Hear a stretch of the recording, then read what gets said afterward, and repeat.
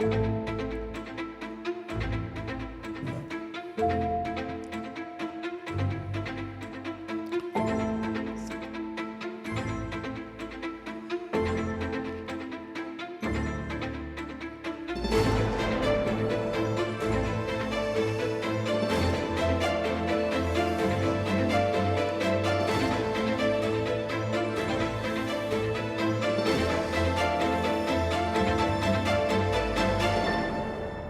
my friends, and welcome to the Two Trees Podcast. I'm John Dillon. I'm here with Martin Listener. Hey, all. Jacob and Sheila Kessling. Yes, what's up, guys? Hi, guys. Oh, yeah, and Stephen Deaton is here eating Cheez-Its. Is that what you were after a minute ago? He's like, yeah, thumbs up. That's what I'm doing. You asked the one person without a mic a question. It occurred to me after I said it. Anyway, we're going to pretend that didn't happen. We'll translate and for Steve. we're going to move directly into, we've received a question. I thought was a really good question. I told the person who asked it that we would get everyone's opinion around the table here. And so I've kind of reworded their question a little bit just because they've asked to remain anonymous. And the question goes something like this, that they have a relative, someone they really love and have a pretty good relationship with. But this person is not at all interested in Christianity, but they are very interested in supernatural things, especially Greek mythology. And so they were asking if you guys had any advice as to help them open a dialogue, kind of leaning into their interest into Greek myths. Is that something you would recommend? What's your thoughts? I would just say, my thought process on this, I mean, I would probably recommend a podcast like a Heiser podcast where they talk a lot about how... or the Two Trees. Or Two Trees. No, just It is pretty good. I think podcasts have been a really, really good resource to have someone listen to a certain episode and then just sit down and have dialogue, because a lot of people don't feel like they can have an educational a conversation that's scholarly to somehow prove to somebody else. But a lot of these guys have done a lot of study and have a really good way to be able to explain it. Then you just sit down together and say, hey, what do you think? And then just start that as dialogue. Because I think, for me, my thought process of understanding the Greek gods and all that stuff seemed like it all kind of really stirs off the biblical mentality of the divine council and the fallen ones and all this other stuff. And they've just renamed them and given them different stuff. That's just me. So I would start somewhere like that. If you don't feel like you can have a good conversation, find a really good podcast that talks about that topic, that builds a bridge, and then have discussion. I think that could really start something really good. Yeah, my viewpoint would be similar to that. I've had some conversations with this guy at work, and he talks about like all the Marvel and DC comics, and a lot of them are based around, like the Watchers they have in Marvel, and even Superman is El, and the people that wrote those were Jewish, and they have a lot of background with these biblical texts. And it's very interesting how a lot of this entertainment and a lot of movies and books and stuff really stem from a lot of these things that are talked about in the Bible. And so when I was growing up, I would have never learned anything about that and connecting that with the book that talks about Jesus.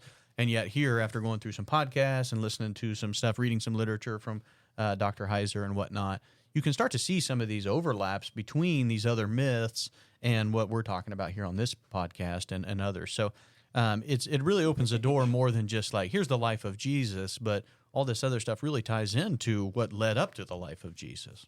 So with your buddy at work, Martin, do you talk to him and just at the end of every sentence you've got a hook for Jesus? Like, how does that work? Well, he's actually a pretty strong Christian man as well, but we discussed that with some other people at work that aren't.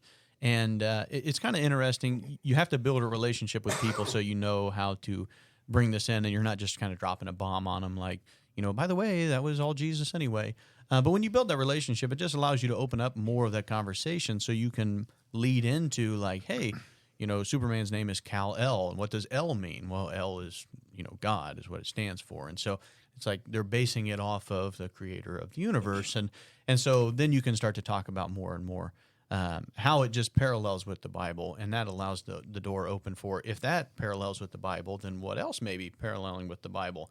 And then you can go into some application stuff, which is where I thrive and say, that's why today people act this way, because look what Jesus said 2,000 years ago.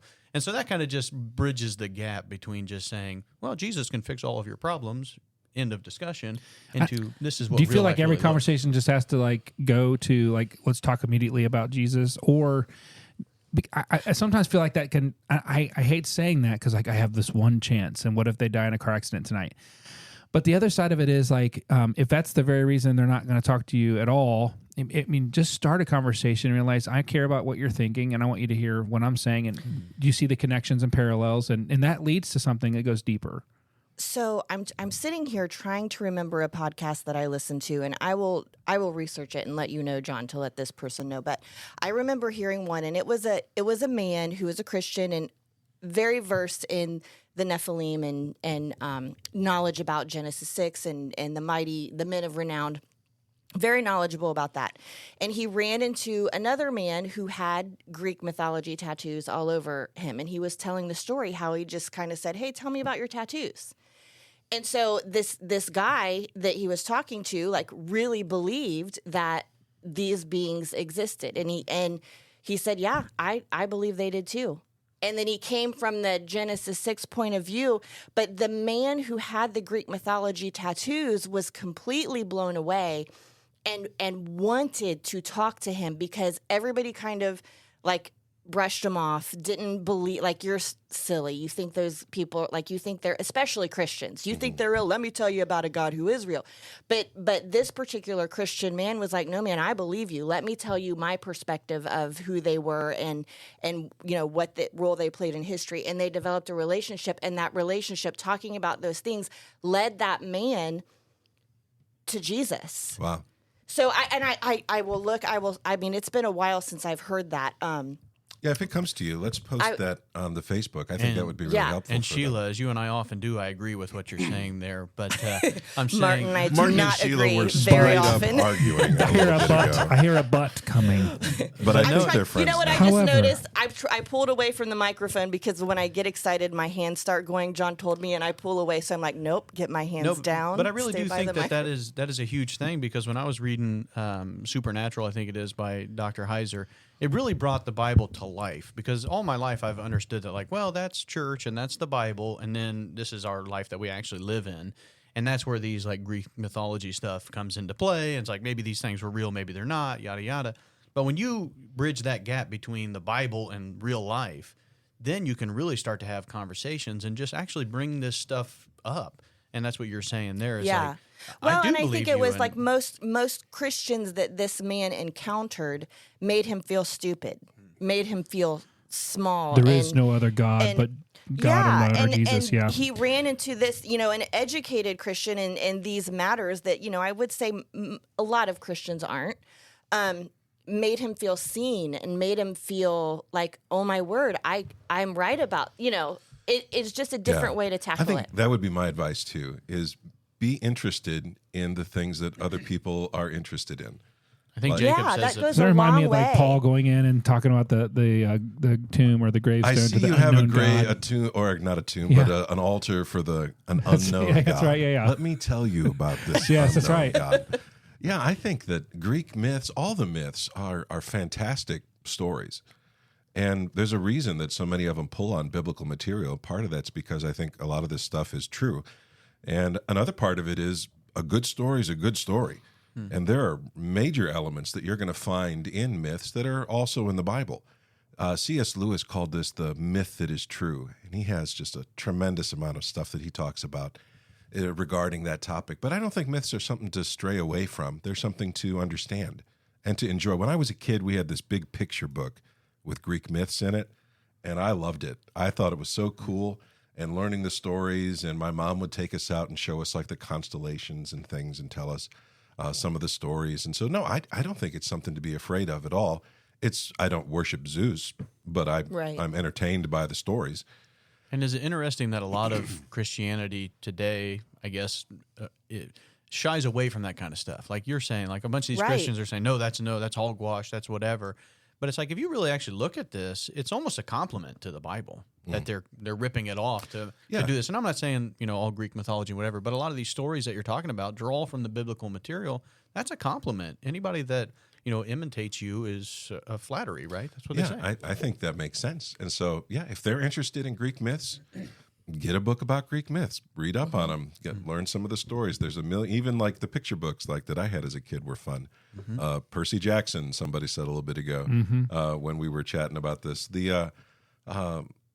There is a book written by a professor at Houston Baptist University, and it's called Myth Made Fact: Reading Greek and Roman Mythology Through Christian Eyes. And I can put a link to that on our Facebook page, but it's a really good book and kind of will help you, I think, see that a little bit differently. But yeah, all that to say, go get some Greek mythology tattoos, maybe. I don't know. Is that Maybe what you're not saying? that well. Those are kind of Whatever you permanent. want. Those are a little permanent. I wouldn't do that, but maybe study up on it. Learn a little bit about it so you can have an intelligent Yeah, conversation. and I wouldn't say Care. the purpose is to hook them with Jesus. It's just enjoy being with your friend, your But relative. Jesus is part of that story. I mean, in a big overview kind of way. Yes. John is moving She's my used- microphone Whenever closer you hear still. her voice go away, she's got her hands up in the air. So just imagine. Her hands were She like gets straight up in the I'm air. not like, Italian. Like I don't a know why I do, but I touchdown. talk with my hands. No, that's okay. Whatever. Just don't hit me anymore. Okay. Also, I would like to add the previous rambling. I made a comment about how earrings had some connection of witchcraft, and I would just like to say, I am not against earrings. I actually love earrings. I have many earrings, many large earrings. Yeah, too many, actually. So I just wanted to clear that up. And I'm not into witchcraft either, but I still love earrings. No, I hear you. No, I think it's fun when you guys all get together and ramble like that. I enjoy it. And I knew what you were saying. And I didn't get any negative feedback about Oh, the good. earrings thing. Well, it's so- still, the days are still young. It's, Yeah, I it's suppose still someone's new. out there still like wording it. That Sheila woman hates earrings, and so she can't go to heaven. But yeah, the earring thing is interesting. There's a couple places in the Bible where earrings are linked to like loyalty. And there's a place in Genesis where they actually bury some idols, and they take their earrings off and they bury them with the idols. And so it's in there. Yeah. It's just not the same reason that you're getting earrings today. Right. It was a different culture. But we are approaching the end of our not of the two trees. We're at the end of the Golden Calf episode.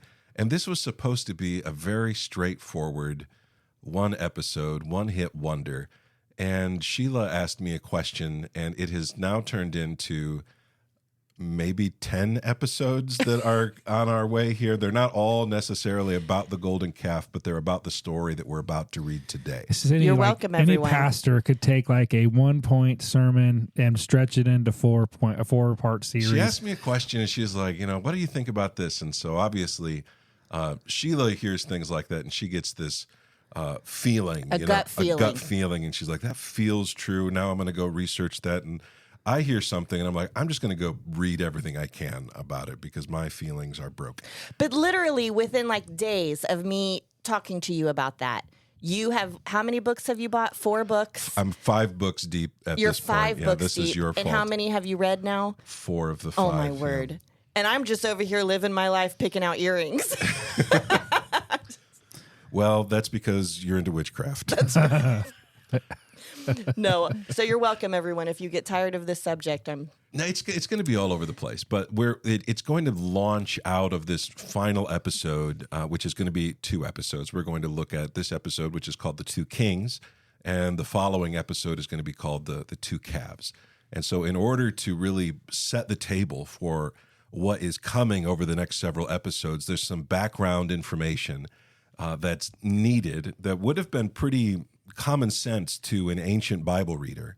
But to a modern person, we get all the names mushed up in our head. And the difference between an Ammonite and an Amorite is something that I'm not even sure I heard the word right. I got to go listen to that. Is that the same thing? Who was Ruth related to? Moabites? Where did these people come from? And we see those stories kind of as like individual floating Seinfeld episodes that don't interact with each other. You get this nice, neat conclusion to the story, and then you move on to the next thing. The Bible doesn't do that. The Bible is this long, beautifully written series of events and stories and prophecies, but it's all woven beautifully together. And so the story that we're going to look at today is going to happen right after the death of King Solomon, when the kingdom is going to be split in half. And really what we're doing is we're going to be looking at the spiritual warfare that's linked to the splitting of the kingdom. And what I'm going to try to point out to you is that, yes, are there human beings involved in this? You bet. Are they sinners? Absolutely. But there are supernatural beings behind the scenes who are manipulating things because they're trying to oppose God's plan for Israel. Just like in Genesis 6, just like at Mount Sinai, these beings have not died. They are still there, the same ones, and they intend to stop what God has promised is going to happen. And so while the Bible doesn't come with any divinely inspired pictures or, that kind of thing would be helpful, charts and graphs, the Holy Spirit has woven this beautiful, complex piece of literature. And the stories aren't random. They're not just information. They weave these past, present, and future events so you can understand them. It's just that sometimes our attention span is short and the story is long. So we're in a podcast. We're talking about the golden calf. And you're talking about 2 kings and you're throwing in the future. So how, listening to this right now, how am I supposed to connect the dots? How do we get from Mount Sinai to this future space? So when it came about, this is the short John Dillon version. Okay. The kingdom splits in half, and the son of Solomon, a guy called Rehoboam, is ruling in Jerusalem. And there's a new king in the north, in a country that they call themselves Israel. And he realizes pretty quick that if all of his people keep going down to Jerusalem to offer sacrifices, that it makes him look weak and bad. He needs to have a religious center in the north. Okay. Somewhere where he is the center. And so he, who spends quite a bit of time in Egypt, begins... Which was wrong, right? Oh, yeah. That's... Jerusalem is the place where God put his name. Were they not allowed to go down to Jerusalem? Were they not permitted? But meaning... Yeah, he tries to stop it. He doesn't want them traveling. And so what he does is he leans back onto this golden calf image. And he says, these are the gods that brought you out of Egypt. A direct quote out of the book of Exodus. And there's puts the connection. Not one golden calf, but 2 of them. One in the north and one in the south. And Sheila, we went to where this was at Tel Dan. The one in the north, and correct? it's a really creepy It was place, creepy. I remember it. And it's also really well preserved. Like, I was surprised. A lot of places you go and they're very green and with a little bit of imagination, you can see this. That one you didn't need a whole lot of imagination. It looked like it just fell over a little bit. It was a pretty place, but you had it creepy. Dark. You had it was dark. That's a good way to... the horned altars. That was it. Yeah. That was we got some good pictures, I think, there. I wonder if I can find them, we can post them. I have pictures. Okay. Somewhere there's pictures. Martin, you should have went. It would have been better with Martin.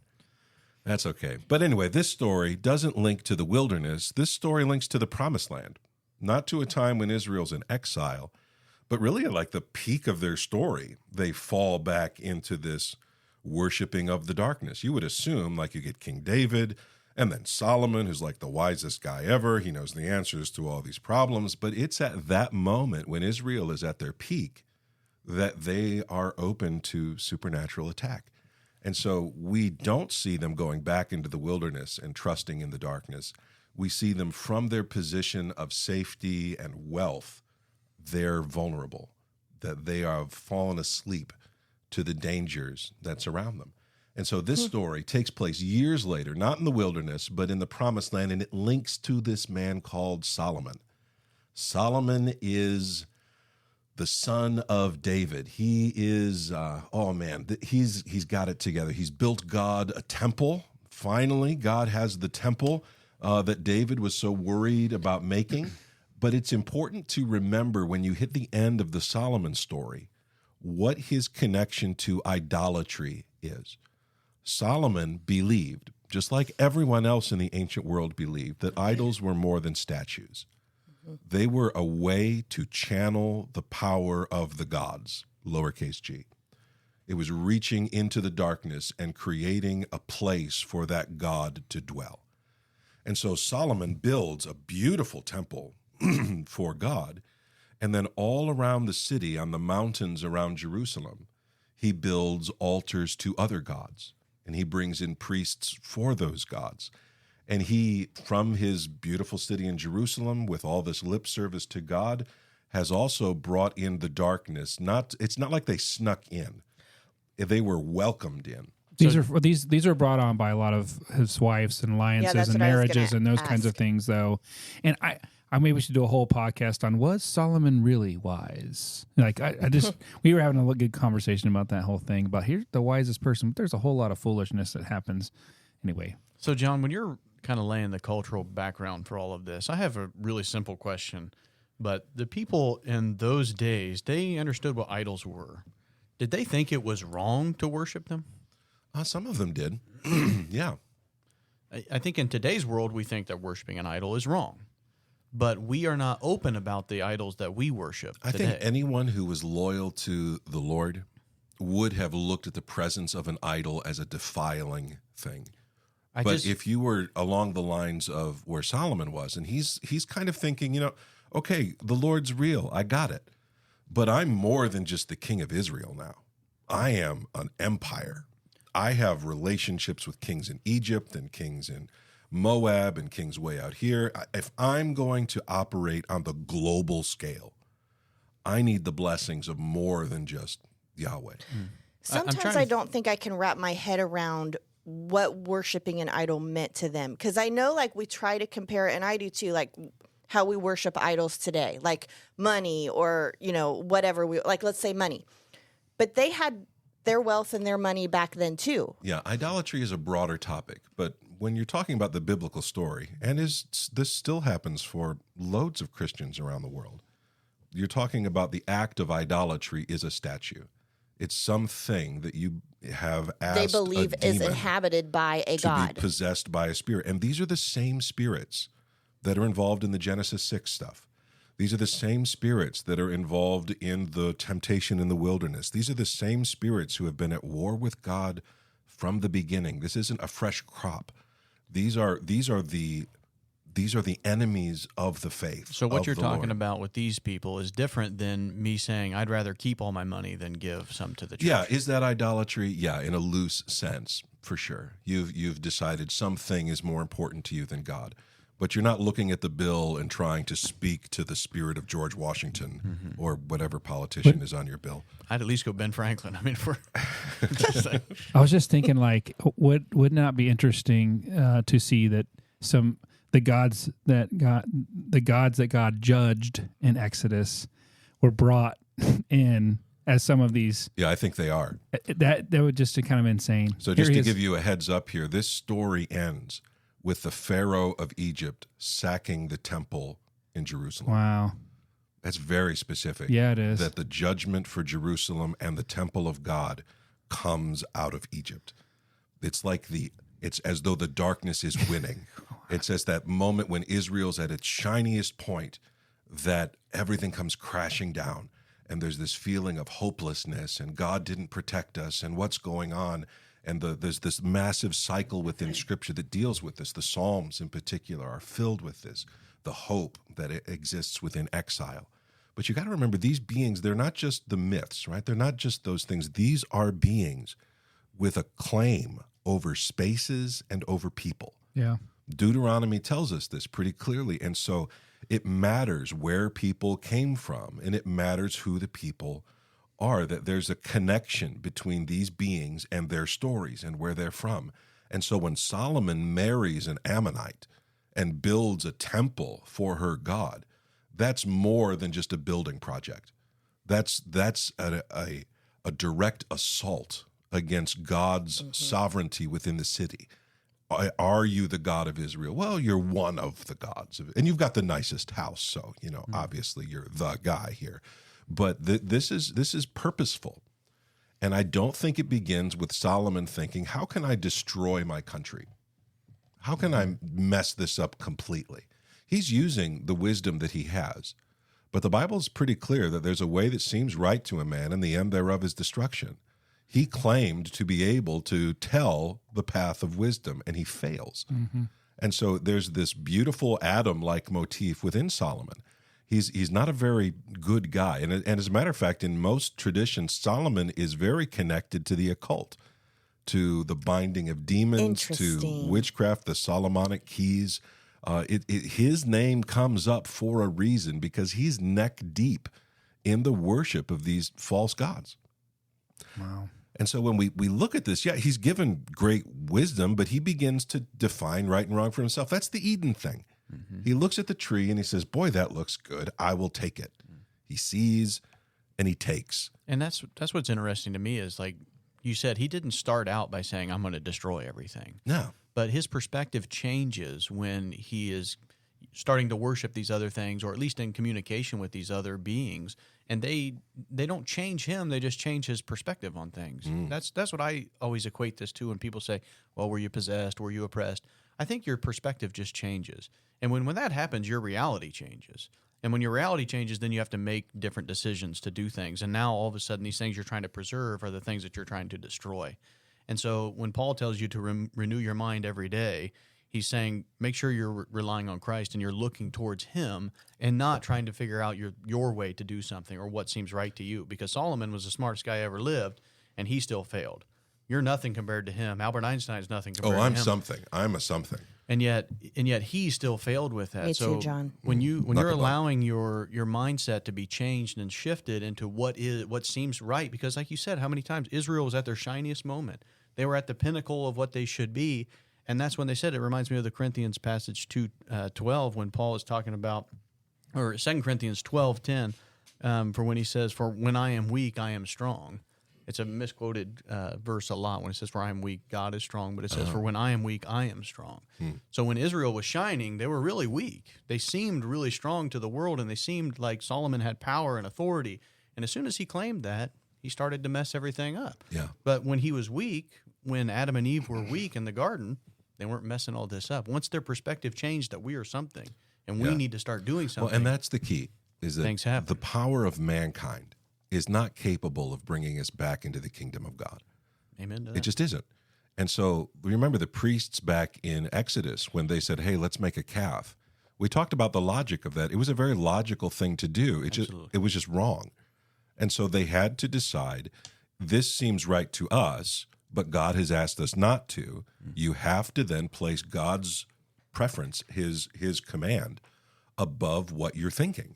And so Solomon isn't doing that. And he's going to bring about the destruction of his empire, not because he makes a political mistake, but because he makes a spiritual mistake. And so we're going to read this text in 1 Kings chapter 11, verses 5 through 8. Is anyone feeling brave? Oh, Jacob man, said- I can't wait. Jacob I said can't he wait to just- see how many words I can butcher. That'd be great. 1 Kings 11, 5 through 8. For Solomon went after Ashtoreth, the goddess of the Sidonians, and after Milcom, the abomination of the Ammonites. So Solomon did what was evil in the sight of the Lord and did not wholly follow the Lord. He partly did. Anyway, Yeah. as David his father had done. Then Solomon built a high place for, Chemosh. I was going to do like a French, the shamash, Shamash. the abomination of Moab, and for Moloch, the abomination of the Ammonites, on the mountain east of Jerusalem. And so he did for all his foreign wives who made offerings and sacrificed to their gods. So Wow. that's what happened. I'm sure his wives thought this was very sweet. Yeah. He's such Here's a a great gift. husband. But they viewed this as, I belong to these gods. And so if I'm going to be with you, so are they. And they would have brought their children up attending in the temples. They would have, it's not as though they said, well, if you're going to marry to Solomon, you just have to only go to synagogue and suddenly you're a really good Jewish girl. And these aren't Jewish girls. These aren't Right. people who grew up attending synagogue. These are people who grew up worshiping Moloch. Right. Who worship Milcom. Do you And think they would had temples with like they had priests there Oh, absolutely. to go through Anytime a practices temple is a palace for the deity. for worship? That's what it Purpose. is. Yeah, for worship. It's as though that's where that being is.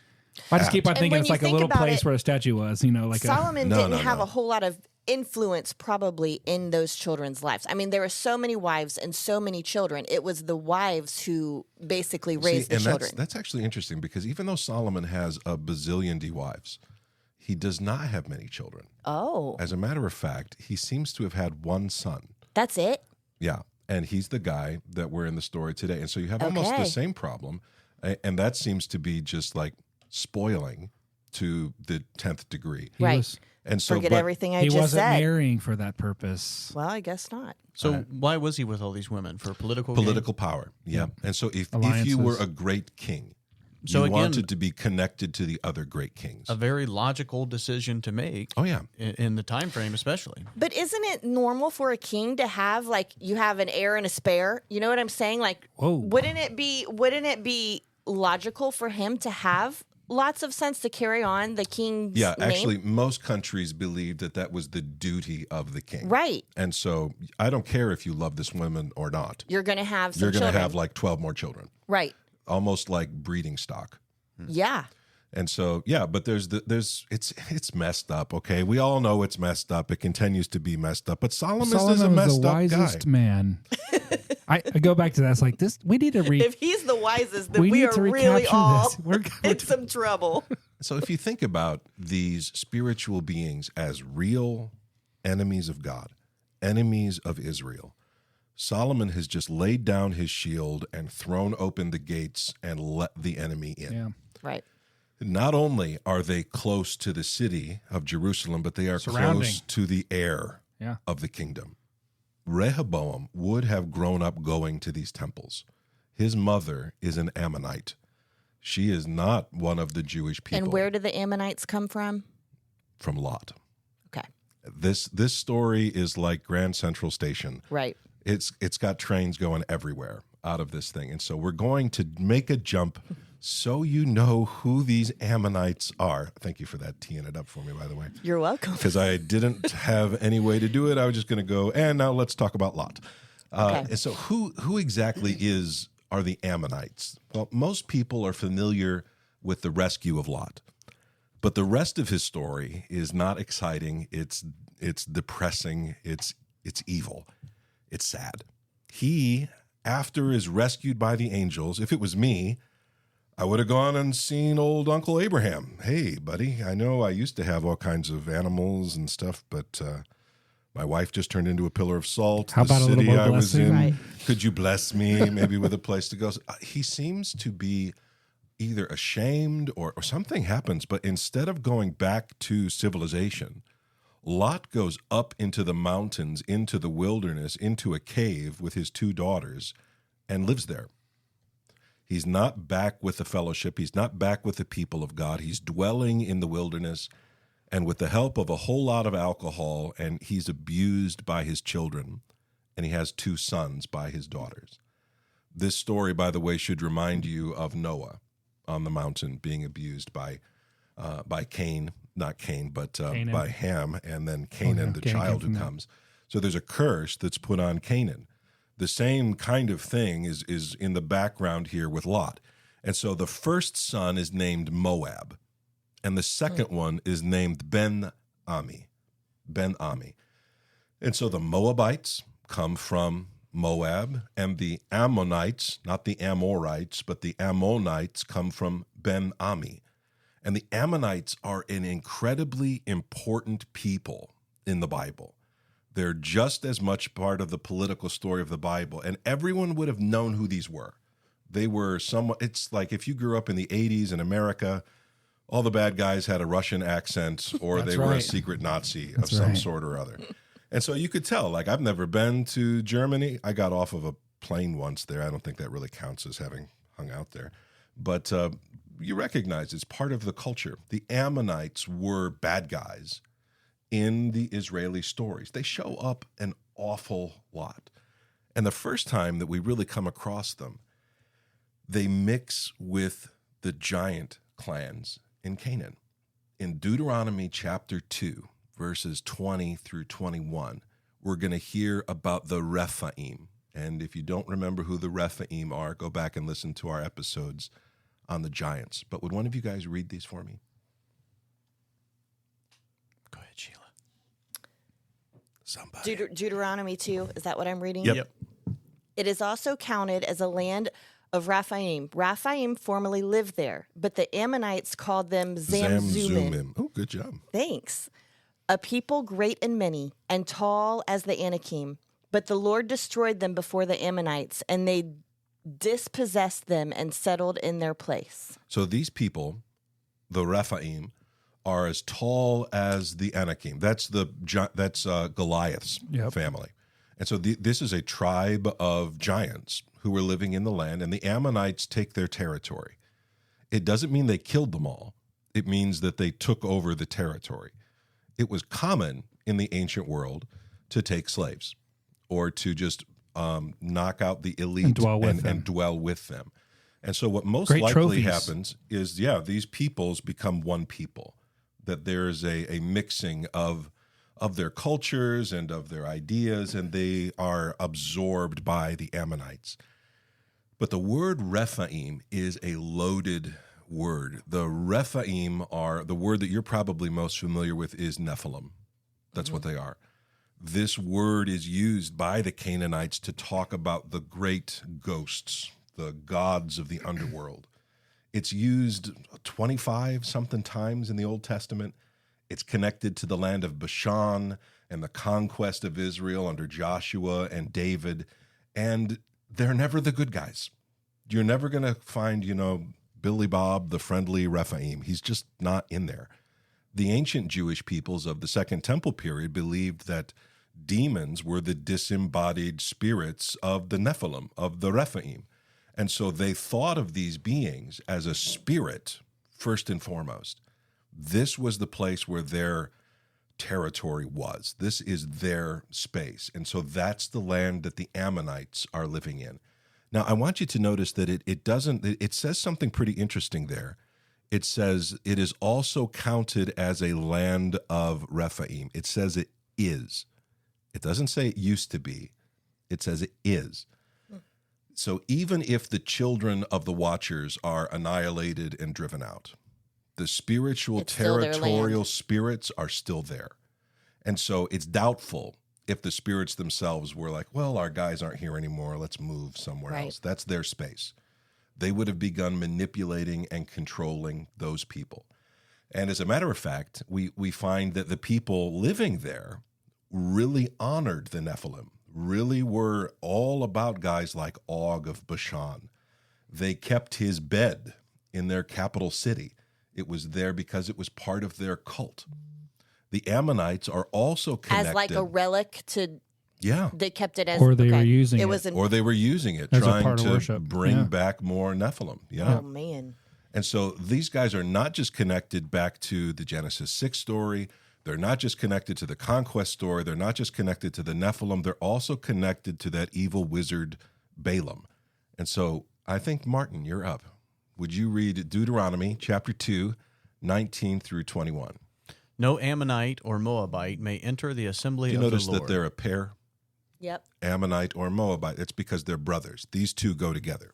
Even to the 10th generation, none of them may enter the assembly of the Lord forever, because they did not meet you with bread and with water on the way when you came out of Egypt, and because they hired against you Balaam, the son of Beor, from Pethor of Mesopotamia to curse you.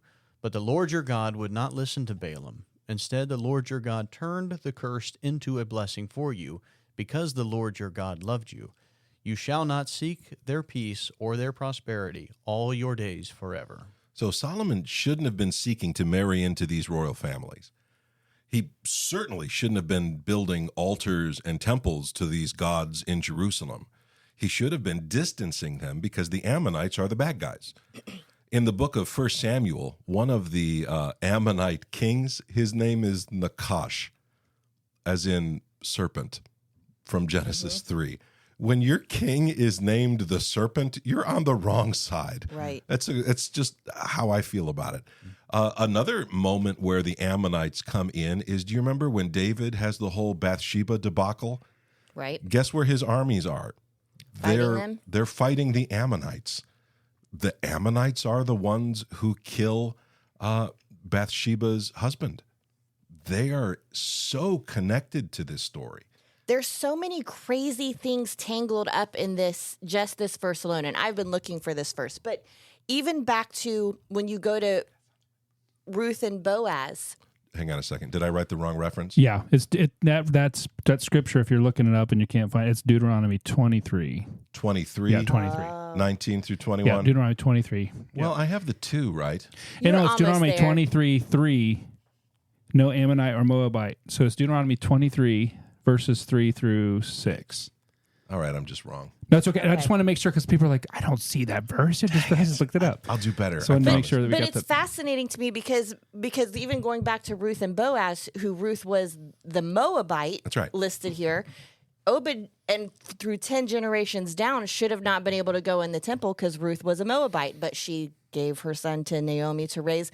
But David was the 10th generation, and now Solomon is going right back to Yeah. the curse or disobeying this, disobeying this. And so you got to rule ask again. yourself, like, did Solomon sit down and plan that, or is there some There's a other spiritual force? warfare. Yes. Yeah, that was 100%. trying to get pushing them this back along. roped What- in yep. again. And so I think that's exactly what you find. Yep. Is that, yeah, Solomon's making a free will choice, but there are other things encouraging him, manipulating him, and trying to bring about the destruction of Israel. What if the king's son is an Ammonite? Can he go into the temple that his daddy Solomon just built? No. Suddenly, like, we've got corruption at the very top. What if he's not only an Ammonite, but what if he's a worshiper of these other gods? Suddenly, what seemed very secure is all of a sudden very shaky. There is a plan to destroy Israel, and it isn't coming from enemy armies. Enemy armies are used by it. It is a much deeper rebellion against that. Does God hate Ammonites? No. Does God hate Moabites? No. But he's at war with these gods that are behind them. Yep. And so, yeah, if they're going to stand against God, they're going to get steamrolled. And it seems to them as though God is not defending himself here. He's allowing this to take place. And there's a lot of questions that people have asked about, hey, why? And so we take a look at Well, this. I think like Oh, you go ahead, just Martin. answered that question. You said he's making a free will decision. If God didn't want Solomon to do that, he would have showed up in front of Solomon and said, don't do this or whatever. He could have showed his power right there to Solomon in a way that would have been far and beyond any of these other creatures. Oh, for sure. The same way he could do for you today. He could show up right in front of you. I know people say this all the time, show me a sign and all, whatever, yada, yada. God doesn't want that kind of relationship with you. But he could if he wanted to. He could stop down here and say, no, you're going to believe forever and ever because I'm going to do something that you will never be able to explain or think another way. But that's not what he wants from us. He wants us to make the decision to keep our perspective towards him. Solomon is just changing his viewpoint on how the world works. He's saying, I need this political power more than I need this spiritual power of God. Right. My relationship with God, according to Solomon, is secondary. It's not the first. I love how Jesus says this, seek ye first the kingdom of God Yeah. and his righteousness, and then all these things will be added unto you. And that's the only way that I'm saying that the dark side or the evil spirits that are in play here, it's the only way that they can prevent us from going to God. That's right. Is by changing our perspective of what is right and what is wrong. And it's not as though Solomon doesn't know. As a matter of fact, there's a list of things that kings aren't supposed to do in Deuteronomy, and Solomon seems to have purposefully broke all of them. Because he's not looking at these rules as being the authority of his That's life right. anymore. They're not an authority over me. He has changed his perspective of what is in power or what is good. And I see that all the time today when people will do stuff or say stuff or think certain ways. And it's like, why are you saying that? Don't you understand the repercussions that this has on somebody else or how this affects other people? But when your perspective changes from what would Jesus do to how can I gain power or how can I fix a situation or how can I better something by myself, your perspective changes and your actions change to go along with that. So over a year ago, Martin, when we were starting the podcast, you and I were talking about that topic. And I went and I found that verse, and it says that he's the God of gods, the Lord of lords, the King of kings. Solomon is not the King of kings. Is he the wisest human? Well, sure. But Big whoop. that's not the top of the food chain. Only because the King of Kings said he was. That's right. It's a gift that's given to him, not something that's intrinsically his. And so I want to point out here in 1 Kings chapter 14 and verse 31, where I've been going for the last 20 minutes or so. And it says this. Sheila, would you read that one? And Rehoboam slept with his fathers and was buried with his fathers in the city of David. His mother's name was Naamah the Ammonite, and Abijam, his son, reigned in his place. I really want his name to be Abijam. What is it? Did I don't know, say it but wrong? I'm sure. I don't know. Sure, it's Abijam. Abijam is definitely how we say that name. I like Abijam. Abijam, baby. Abiyam. Yeah, but you'll notice this is kind of a weird thing to put at the end of Rehoboam's life. Why are you telling me who his mother was? That's a weird line. Right, because that doesn't normally... You didn't tell me Solomon was Right. his father. You told me Naamah was his mother. This is important. Naamah the Ammonite. The Ammonite. It's important so you can see the flow of this story. This isn't Rehoboam, son of Solomon. This is Rehoboam, son of Naamah. And so there's this element of, well, so I can't prove this from the Bible. Okay, I'll never preach this from the pulpit, but it's my podcast and I can wonder about this. Yes, If you go to Stillwater Church, please hit pause or fast forward. Please fast forward this. But there's that element of, I think Naamah is like an anti-Eve character here, the seed of the woman. And so what Eve, the promise is the Messiah. Naamah is an evil character, and she shows up in several of the king's lives, and she is pagan. That same through woman? and through. Oh, yeah. She Really? is a hardcore devotee of Moloch and Milcom. Kind of like another Jezebel. Yeah, well, there are two instances in the Bible where there is a pagan queen mother. One of them is Naamah, and the other is Jezebel. Those are the only two. Wow. And so this story. Now we can call people "you're being a Naamah," And they won't know. and they won't know. And if they look You it have up, a I Naamah think it spirit. means something like There's a Naamah lovely. in the church. And so Solomon he's not interested in binding the tribes of Israel to him. He's not interested in marrying and getting other. You guys are killing me here. Can't stop laughing. I'm sorry. He wants to be joined to the Gentile nations. If Solomon had married, I don't know, a woman from each of the tribes of Israel, maybe the tribes wouldn't have abandoned his family as soon as they were done with Solomon's life. But he makes a really dumb political choice here. And so Naamah and then Jezebel. So yeah, we got a Naamah spirit floating around out here. But she's worshiping Moloch and she's worshiping Milcom. And so here at the Two Trees, we like mythology, okay? If that wasn't clear from the beginning of this episode, we're fans of it. And we like to dig into who these beings are. We see them not just as filler, but as characters in their own right. The fallen watchers, the gods of this world, are trying to break God's will. They're trying to halt his plans on the earth, and they have failed to stop Israel from the outside. They have failed to conquer them. They have failed to break through with force. Now they're trying to break Israel from the inside. And the Ammonites are a great candidate to do that. Because this is continuing to be Satan trying to keep the seed promised in Genesis 3 from How coming. do I stop the Messiah from coming? He's coming and he's going to crush my head. If I am gonna, Israel is the kingdom, how can I destroy That's right. Israel? At the golden calf instance, how can they're at the very gates of Eden, at the very moment where God is on the mountain, how can I get them to the point where God destroys them? This makes me wonder why God kind of announces, on occasion, Abraham. It's like Satan's like, oh, I can forget about everybody else. I want to hone in on David, son of David. It's going to be one of the... You get what I'm saying? Like, God, why didn't you hide a little bit more and just led Satan to kind of chase after some other people? But anyway, that's a whole side note. Maybe we could do a whole podcast on that one. Well, it shows your loyalty, Yeah. right? If God says this is the chosen one and you go against the chosen one, it's pretty obvious which side you're on. I would And think, God has right? made promises to the house of David.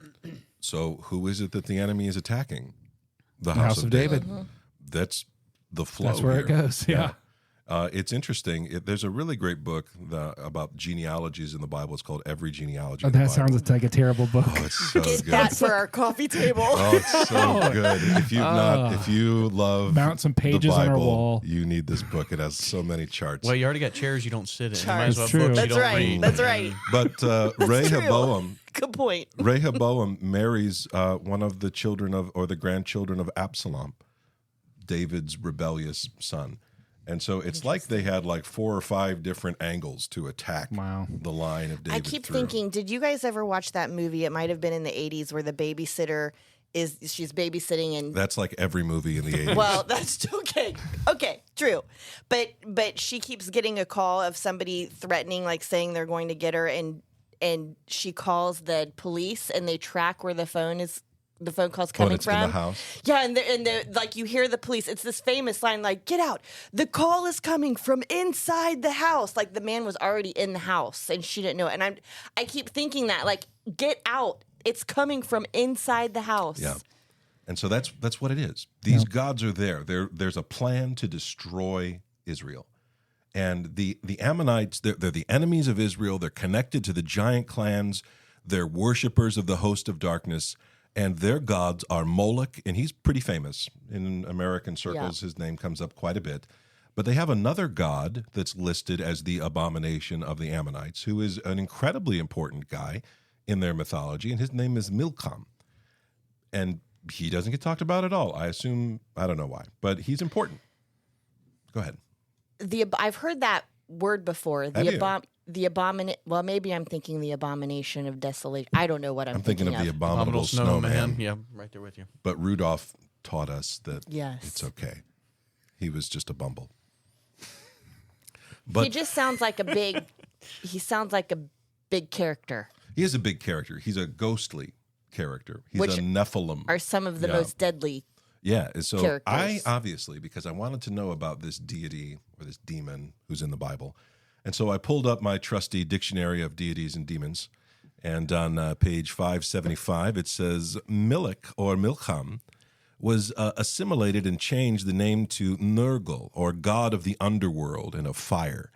He is counted among those deities whose infernal characters are well known and who are associated with the funerals, the funerary offerings, the kipsvam. They appear in connection with the Agigi and the Anunnaki and the chthonic beings involved in the cult of dead ancestors. If the Ammonites are living in the land of the Nephilim, of the Rephaim, and they are worshiping their dead ancestors, that's the fallen watchers from before the flood. Ooh. That's who that is. Yep. That's these mighty men of renown. And so who is Milcom? He is apparently intimately connected with the cult of the Nephilim, of the worship of the power that they wielded before the flood. The Agigi and the Anunnaki, if you've read Gilgamesh or you're into Babylonian stuff, you may be familiar with them, although the Anunnaki keep showing up on like every History Channel They do. thing They do. ever. Yeah, they can't get enough of that. And movies. Yeah, but Milcom he's the ruler of the Rephaim. He's the king of the dead, of the underworld. He's the one who is in charge of their ancestral spirits. So you can imagine this wife of Solomon taking her child into the temple to offer sacrifices to the Nephilim, to these fallen watchers, to Milcom. And Milcom and his cult become incredibly popular in Israel. The prophet Zephaniah has a couple things to say about Milcom. And I really like this, okay? This may be my favorite part of the text that we're looking at here today. Oh, go ahead. A quick clarification. So Milcom was not one of the Watchers. We don't know. Ultimately, these are names that the spirits told people, call me this. Or he could have been even They over the viewed Watchers? this, as like in the New Testament, in the book of Revelation, it talks about the pit being opened, and there's a king over the spirits there, and his name is Abaddon. It's as though these are the same. Do you think Milcom figure. is Abaddon? Yeah, I do. Okay. I do. Or at least the being that's being referred to as I used to call it Abaddon. Abaddon. And Abijama, or whatever that guy's name was. Abijam. Abijam. This is Okay. from Zephaniah chapter 1, verses 5 through 6. Those who bow down on the roofs to the host of the heavens, those who bow down and swear to the Lord, and yet swear by Milcom. Those who have turned back from following the Lord, who do not seek the Lord or inquire of him. So Israel has added Milcom to the worship of the Lord. They're not done with Yahweh. It's not like they don't believe in him anymore. They've just added him to the story. And Martin, doesn't that sound like what they were doing with the golden calf? back at Exodus when they're there. It's like, this is Yahweh. This is the God that brought you up out of the land of Egypt. Actually, what I was thinking of is communion, Oh yeah, where he's saying those who bow down to the host of heaven and bow down, swear to the Lord. It's the same thing that Paul says about communion. You can't drink from the cup of the Lord. and this is part of that giant ramble that Sheila's got me wondering about. We're going to cut a whole episode on that very idea. But yeah, it's connected to the host of heaven. That's the stars. That's the watchers. This one comes from Jeremiah, and Jeremiah 49, 3-6. Wail, O Heshbon, for Ai is laid waste. Ai, I guess. AI, yeah. Cry out, O daughters of Rabbah, put on sackcloth and run to and fro among the hedges, for Milcom shall go into exile with his priests and his officials. Why do you boast of your valleys, O faithless daughter, who trusted in her treasures, saying, who will come against me? Behold, I will bring terror upon you, declares the Lord God of hosts, from all who are around you, and you shall be driven out, every man straight before him, and with none to gather the fugitives. But afterward I will restore the fortunes of the Ammonites, declares the Lord. So this is a prophecy given by the Lord. He says, listen, Solomon's not the answer to this problem. The political structure is not the answer to this problem. The answer is going to come from the hand of God. I am going to break your power, Milcom. I am going to send you into exile. It says that Rabat at the beginning there, that's the capital city, of the Ammonites. That's where Og's bed is. And then it says he's going to go into exile. That's a weird phrase. It kind of has like a Psalm 82 feel to it. You're going to die like men. Mere men, yeah. Yeah, this is interesting.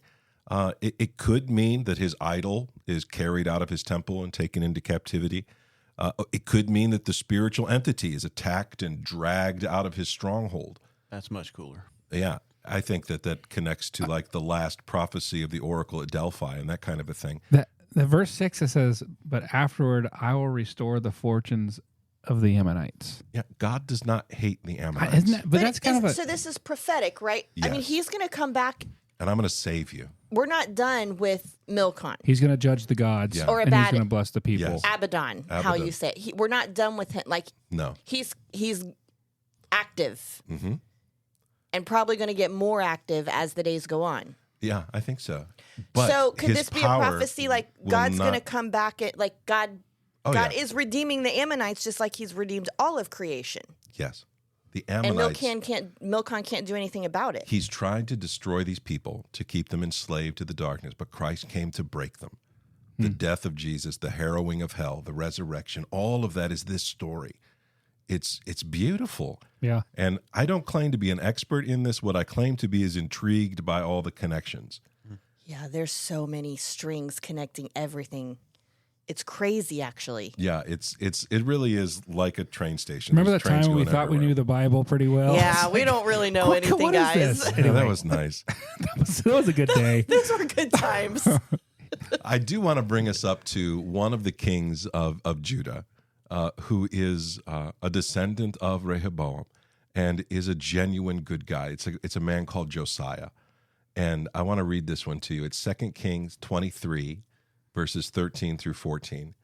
And it says, and the king, that's Josiah, he defiled the high places that were east of Jerusalem, to the south of the mount of corruption, which Solomon, the king of Israel, had built for Ashtaroth, the abomination of the Sidonians, and for Chemosh, the abominations of Moab, and for Milcom, the abomination of the Ammonites. And he broke in pieces the pillars and cut down the Asherim and filled their place with the bones of men.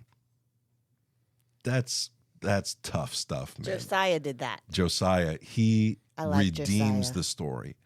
God's not giving up on families. He's not looking at this and saying, well, this family is related to that guy and he's too bad for me to use. God is bringing redemption to the people all over the place. But the story we're looking at now is one of the dark moments. God is going to bring redemption. He's going to bring hope. He's going to do this. But the results of what Solomon and Rehoboam did matter. They rebel against God. And what happens, we'll look at next week. We'll talk about the splitting of the kingdom. We'll talk about, we were supposed to do it in this episode, but we're at the hour mark. And we're chatty. I'm chatty. And there's a lot here. So I'm shocked to death I got this far, to be honest with you. And so final thoughts or anything that we need to clear up before we go? I have a lot to think about. That was really good. I would really appreciate it. I would really appreciate it if you would go right now to iTunes and leave us a review. We need 25 reviews. That's how many we need specifically. Into that 100 well, mark. 25 of you, just be a ministry to us at Two Trees. I would take it as a personal favor. Unless you're going to leave me a 1-star review. I am really trying to get John to make T-shirts for the Two Trees. And maybe if I can get him to make T-shirts, then we'll give away a T-shirt. I actually have a giveaway plan. Review. I have a hard-backed Unseen Realm. And I'm going to give it away in the near future. So if you're interested in winning or being given a copy of The Unseen Realm by Dr. Michael Heiser, it's a hardback. It's nice. If that is something that interests you, then leave us a review, and I may send you the book. But that's specifically on iTunes. You need to go to iTunes and leave a review there. That's the only one I know how to work. If you know how to leave me a review somewhere else or on the show, then do that. Just for clarification, a good review. Because if it's a bad one, you're not getting the book. No. I ain't giving you partiality. nothing. But the good news is you're one of 3 people still listening to this episode, so you got a good chance of winning. That's right. All right, my friends. I hope that this at least has intrigued you enough to go and to dig into this story. Next week, we'll talk about the breaking of the kingdom and how the golden calf comes back into the story. Remember that Jesus is the God of gods, the Lord of lords, mighty and awesome.